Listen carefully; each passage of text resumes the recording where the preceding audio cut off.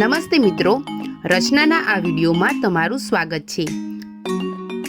અગાઉના વિડીયોમાં આપણે આપેલ પાયા પરનો એક ખૂણો અને બાકીના બે બાજુઓનો તફાવત આપ્યો હોય તેવા ત્રિકોણની રચના કરવાની બંને સ્થિતિઓ જોઈ। વિકલ્પ 1, જ્યારે પાયાના ખૂણા પર બનેલી બાજુ મોટી હોય, અને વિકલ્પ 2, જ્યારે પાયાના ખૂણા પર બનેલી બાજુ નાની હોય।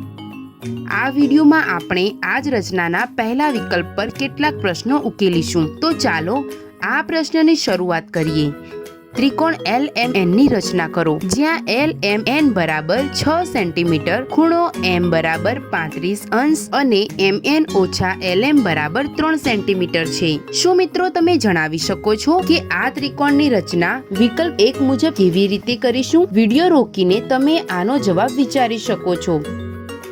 વિકલ્પ 1 કહે છે, પાયા પરના ખૂણા પર બનેલી બાજુ અન્ય બાજુ કરતા મોટી હોવી જોઈએ। આ પ્રશ્નમાં MN ઓછા LN નું માપ 3 સેન્ટીમીટર આપેલ છે। આ તફાવતથી એ નિષ્કર્ષ નીકળે છે કે બાજુ MN બાજુ LN થી મોટી છે અને બાજુ MN માં M હાજર છે, એટલે કે MN પાયા પરના ખૂણા M પર બનેલી બાજુ છે।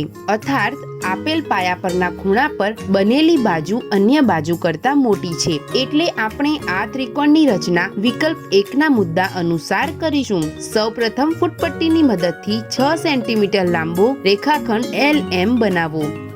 2. હવે રેખાખંડ LM ના બિંદુ M થી 35 અંશનો ખૂણો રચતા કિરણ MX રચો। 3. કિરણ MX પર M થી 3 સેન્ટીમીટર દૂર ફૂટપટ્ટીની મદદથી રેખાખંડ MO દોરો।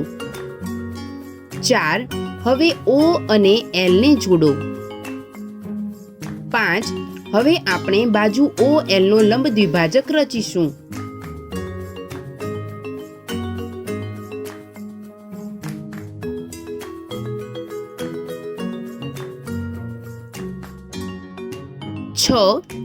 આ લંબ દ્વિભાજક રેખા કિરણ MX ને બિંદુ N પર છેદશે।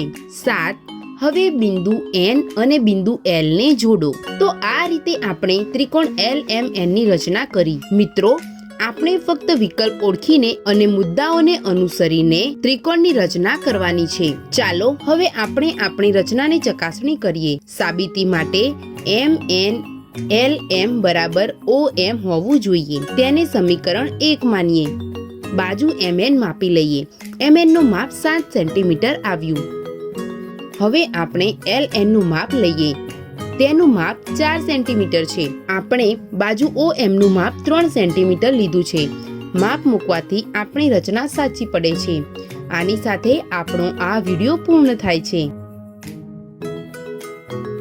આ વિડીયોમાં આપણે શીખ્યા એવા ત્રિકોણની રચના કરતા જેનો પાયા પરનો એક ખૂણો અને બાકીની બે બાજુઓનો તફાવત આપ્યો હોય તેનાથી સંબંધિત એક પ્રશ્ન। મળીએ આગળના વિડીયોમાં ત્રિકોણની કેટલીક બીજી રચનાઓ સાથે।